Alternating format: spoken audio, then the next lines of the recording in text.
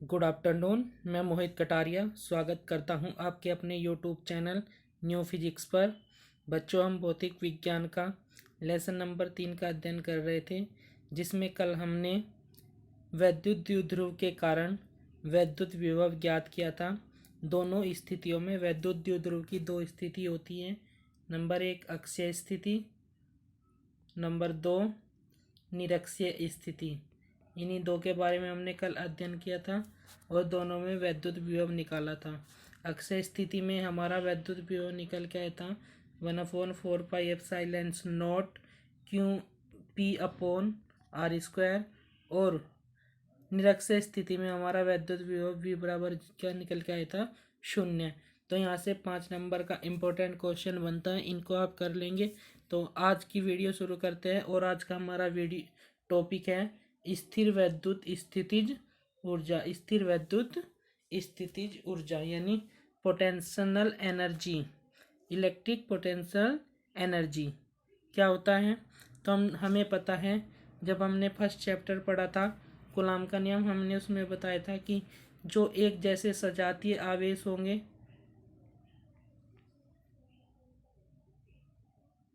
वे एक दूसरे को क्या करेंगे, प्रतिकर्षित करेंगे यानी रिपेल करेंगे। और हमने फिर बताया था कि जो अलग अलग चार्ज होंगे वो एक दूसरे को क्या करेंगे, अट्रैक्ट यानी आकर्षित करेंगे। ठीक है, तो इसी कंसेप्ट को ध्यान में रखते हुए दो या दो से अधिक आवेश एक दूसरे को प्रतिकर्षित या आकर्षित करते हैं। अतः आवेश को एक दूसरे से दूर ले जाने में या एक दूसरे को समीप लाने में जितना कार्य करना पड़ता है, यही कार्य उन आवेशों के निकाय की स्थितिज ऊर्जा के रूप में संचित हो जाता है। इसे निकाय की स्थितिज ऊर्जा कहते हैं। यानी बस आपको एक कंसेप्ट ध्यान रखना है कि जो एक जैसे आवेश होते हैं प्लस प्लस, तो वे क्या करते हैं, इस चार्ज को धकेलते हैं, क्या करते हैं, रिपेल करते हैं, प्रतिकर्षित करते हैं। तो प्रतिकर्षित करने में जितना भी कार्य किया जाएगा वही कार्य कहीं में कन्वर्ट हो जाएगा, उसकी ऊर्जा में कन्वर्ट हो जाएगा। यानी W कहीं में कन्वर्ट हो जाएगा U में, कार्य कहीं में बदल जाएगा, ऊर्जा में बदल जाएगा। ठीक है, और इसी को हम क्या कहते हैं, स्थिति ऊर्जा। ऊर्जा या हम कह सकते हैं कि जब कोई आवेश एक दूसरे को अपनी तरफ आकर्षित करेगा तब भी उसे क्या करना पड़ेगा, कार्य करना पड़ेगा। कार्य करने के लिए फिर से और वही कार्य उसे कहीं में कन्वर्ट कर देगा, ऊर्जा में बदल देगा। तो यही क्या कहलाते हैं, निकाय की वैद्युत स्थितिज ऊर्जा कहलाती है। यानी आकर्षित करने और प्रतिकर्षित करने में जितना कार्य किया जाता है वही निकाय की संचित ऊर्जा कहलाती है या स्थितिज ऊर्जा कहलाती है। ये तो कंसेप्चुअल चीज थी। अब जो अगर हमें इसकी डेफिनेशन लिखने को आए तो डेफिनेशन कैसे लिखेंगे, तो ये मैंने लिख के दिखाई है यहाँ पर इन्वर्टेड कोमा में। आवेशों के किसी निकाय का स्थिर वैद्युत स्थिति ऊर्जा उस कार्य के बराबर होती है जो उन आवेशों को अनंत से परस्पर समीप लाकर निकाय की रचना करने में किया जाता है। यानी किसी भी निकाय की स्थित ऊर्जा U उस कार्य के बराबर होगी जो उन आवेशों को अनंत से समीप लाकर निकाय की रचना करने में किया जाता है। यानी U बराबर किसके होगा, W के होगा। ठीक है, यानी जब अनंत से हम कोई आवेश लेकर आएंगे कहीं पर, या दो आवेश एक दूसरे को प्रतिकर्षित करेंगे या आकर्षित करेंगे, तो जितने भी हमें वर्क किया है हमने वही कन्वर्ट हो जाएगा कहीं में एनर्जी में। इसके लिए फॉर्मूला देखते हैं क्या निकल के आता है।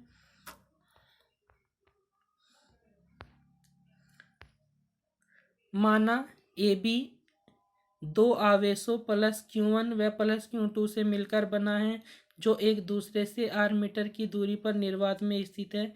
इस निकाय को स्थिर वैद्युत ऊर्जा ज्ञात करने के लिए माना कि आवेश Q1 बिंदु B पर न होकर अनंत पर है, अर्थात Q1 के कारण वैद्युत विभव बिंदु B पर, तो बिंदु B पर विभव कितना हो जाएगा, V बराबर 1/4πε0 Q1/r बोल्ट।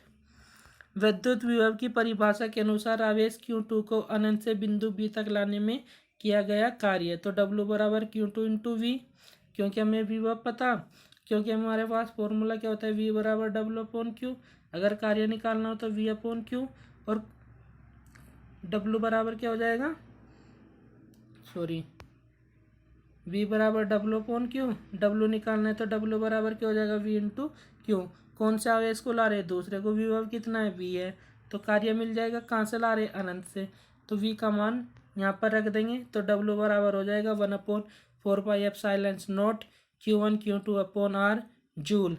तो यह क्या कहलाती है, और यही कार्य है निकाय की स्थितिज ऊर्जा के रूप में क्या हो जाएगा, संचित हो जाएगा। तो U बराबर 1/4πε0 Q1 Q2/r जूल। तो कार्य का मात्रक क्या होता है, जूल, तो ऊर्जा का भी मात्रक क्या हो जाएगा, जूल हो जाएगा। तो यहाँ से ये एक डेरिवेशन है स्थिर विद्युत स्थितिज ऊर्जा का, इम्पोर्टेंट डेरिवेशन है, इस पर न्यूमेरिकल बन जाता है और आ भी जाता है। अब नेक्स्ट हमारा टॉपिक है, ये मोस्ट एंड मोस्ट इम्पोर्टेंट है, इसको मोस्ट इम्पोर्टेंट लिख लीजिएगा। बार बार इसकी परिभाषा पूछी जाती है, इससे रिलेटेड क्वेश्चन भी बनते हैं। तो पढ़ते हैं, हमारा नेक्स्ट टॉपिक क्या है, विभव प्रवणता। विभव प्रवणता तथा विद्युत क्षेत्र की तीव्रता में संबंध, इंग्लिश में potential gradient, relation between potential gradient and electric field intensity. इसमें हमें क्या निकालना है, रिलेशन निकालना है, किसमें, विभव प्रवणता में और विद्युत क्षेत्र की तीव्रता में। तो सबसे पहले विभव प्रवणता क्या होती है, विभव प्रवणता यानी ये कहीं पर हमारे विद्युत क्षेत्र है, इस विद्युत क्षेत्र में किन्हीं दो बिंदु पर आवेश रखे हुए हैं, एक पर +Q, एक पर Q0। तो जैसे जैसे हम विद्युत क्षेत्र की तरफ जाते जाएंगे तो हमारा विभव क्या होगा, कम होता चला जाएगा। और सपोज करो हमने मान लिया कि बिंदु ए पर विभव कितना है, V है, और बिंदु बी पर विभव क्या हो जाएगा, घट जाएगा, क्योंकि जब हम विद्युत क्षेत्र की दिशा में, तो वहाँ पर की होगा V - डेल्टा V। तो यही हमारा प्रवणता कहलाती है कि विभव में परिवर्तन अपॉन दूरी में परिवर्तन के अनुपात को हम क्या कहते हैं, विभव प्रवणता कहते हैं। समझते हैं क्या है। माना बिंदु O पर स्थिर +Q बिंदु आवेश के कारण x अक्ष के अनुदिश, हमारी x अक्ष है यहाँ पर, के अनुदिश विद्युत क्षेत्र की दिशा में बिंदु O से x तथा x + डेल्टा x दूरियों पर दो बिंदु A तथा B है। तो क्या कहा है कि यहाँ पर कोई ये बिंदु O है, ये x अक्ष है, और इधर ही विद्युत क्षेत्र भी है हमारा। इस विद्युत क्षेत्र की दिशा में बिंदु O से x दूरी पर एक बिंदु A है, और x + डेल्टा x दूरी पर एक अन्य बिंदु B है। ये इसने कहा है अब तक, ठीक है, ये हमने चित्र में बना रखा है। जिन पर विद्युत विभव V तथा V - डेल्टा V है। जो हमारा A बिंदु है वहाँ पर विभव है कैपिटल V, जहाँ पर बिंदु B है वहाँ पर V - डेल्टा V।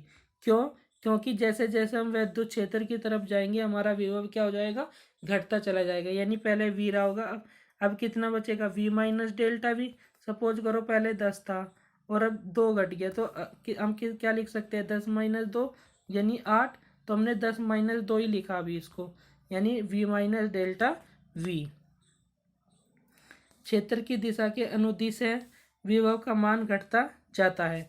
तब किसी विद्युत क्षेत्र में क्षेत्र की दिशा के अनुदिश विद्युत विभव का मान घटता जाता है।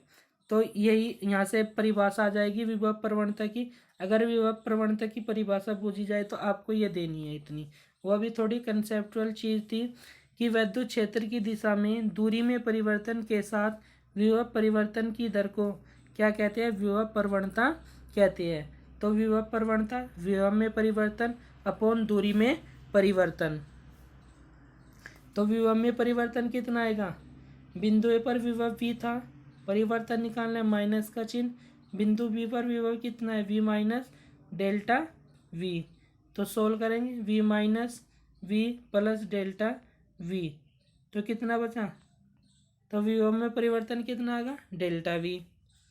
दूरी में परिवर्तन, दूरी कितनी थी हमारी x minus x plus delta x, बिंदु ए पर एक्स थी और यहाँ से इसको सोल्व करेंगे एक्स माइनस डेल्टा एक्स, तो ये आ जाएगा माइनस डेल्टा एक्स। तो विभव प्रवणता हो जाएगी हमारी minus delta we upon delta x. तो विभव में परिवर्तन कितना हुआ था डेल्टा वी और दूरी में परिवर्तन डेल्टा एक्स, तो माइनस का चिन्ह ऊपर लगा देंगे, तो यह बन जाएगी विभव प्रवणता minus delta we upon delta x. तो ये अगर परिभाषा पूछी जाए विद्युत प्रवणता की, तो आपको ये वाली परिभाषा देनी है कि विद्युत क्षेत्र की दिशा में दूरी में परिवर्तन के साथ विभव परिवर्तन की दर को विभव प्रवणता कहते हैं। विभव प्रवणता विभव में परिवर्तन बटे दूरी में परिवर्तन होता है, और विभव में परिवर्तन कितना हुआ डेल्टा वी, दूरी में परिवर्तन डेल्टा एक्स। माइनस साइन किस लिए आया कि वे किसके विपरीत हो रहा है विद्युत, यह हम कह सकते हैं कि या ये क्या होती है ऋणात्मक होती है विभव प्रवणता। अब हमें निकालना है विभव प्रवणता तथा विद्युत क्षेत्र की तीव्रता में संबंध, यानी delta we upon delta x minus के, और ई में क्या निकालना है रिलेशन निकालना है। तो माना कि एक अल्प धन परीक्षण आवेश क्यू नोट विद्युत क्षेत्र ई में बिंदु बी से बिंदु ए तक लाया जाता है, यानी जो हमने ऊपर चित्र बना रखा था वो यहाँ पर बी था, यहाँ पर ए था, यहाँ पर ओ था, यहाँ पर प्लस क्यू था, और बी पर क्या रखा हुआ था क्यू नोट रखा हुआ था। तो इस बी से बिंदु ए तक लाया जाता है विद्युत क्षेत्र की विपरीत दिशा में। माना कि एक अल्प धन परीक्षण आवेश क्यू नोट विद्युत क्षेत्र ई में बिंदु बी से बिंदु ए तक लाया जाता है। आवेश क्यू नोट पर एक बल एफ विद्युत क्षेत्र की दिशा में कार्य करता है। तो बल क्या हो जाएगा, तो हमने फॉर्मूला पढ़ा था ई बराबर एफ अपॉन क्यू नोट। तो यहाँ से बल का मान कितना आ जाएगा ई इंटू क्यू नोट। तो यहाँ से समीकरण नंबर 1 बन जाएगी हमारी। आवेश क्यू नोट को बिंदु बी से ए तक लाने में बाह्य कर्ता को बल के विरुद्ध कार्य करना पड़ता है। यदि यह कार्य डेल्टा डब्लू हो तो डेल्टा डब्लू बराबर क्या हो जाएगा एफ इंटू माइनस के डी एक्स, क्योंकि कार्य में किस बल तो हमारा इस दिशा में लग रहा और कार्य हम इधर की तरफ कर रहे हैं, तो हमारा जो कार्य हो जाएगा वो कैसा हो जाएगा ऋणात्मक। ठीक है, तो विस्थापन क्या है ऋणात्मक हो जाएगा, क्योंकि बल के विरुद्ध चल रहे हैं, और कार्य क्या होता है बल गुणा विस्थापन होता है। तो बल विस्थापन ऋणात्मक क्यों है, क्योंकि वो क्या है बल की विपरीत दिशा में चल रहा है। ठीक है, तो समीकरण 1 से एफ का मान समीकरण 2 में रख देंगे।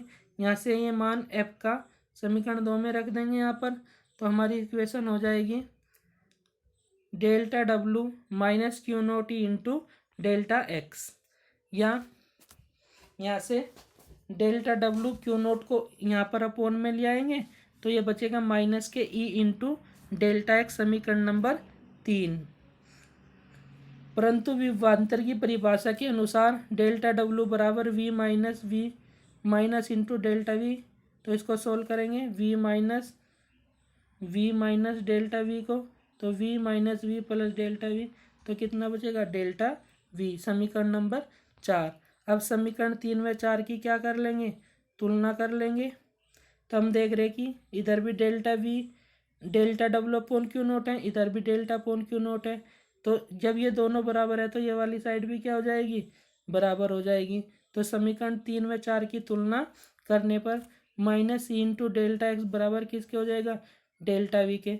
ई को यहीं पर रखा, माइनस डेल्टा एक्स को इधर ले आए, तो ई बराबर minus delta we upon delta x. यही विभव प्रवणता व विद्युत क्षेत्र की तीव्रता में संबंध है। यही विद्युत क्षेत्र की तीव्रता ई और विभव प्रवणता में क्या है संबंध है। जो चीज़ समझ में ना आए वो आप मुझे कमेंट करके पूछ सकते हैं। जो भी हमारे चैनल पर नए हैं वो हमारे चैनल को सब्सक्राइब कर ले अगर वीडियो अच्छी लगी तो वीडियो को लाइक करें, शेयर करें, कमेंट करें और घर पर रहे, सुरक्षित रहे। आज की वीडियो में इतना ही। धन्यवाद।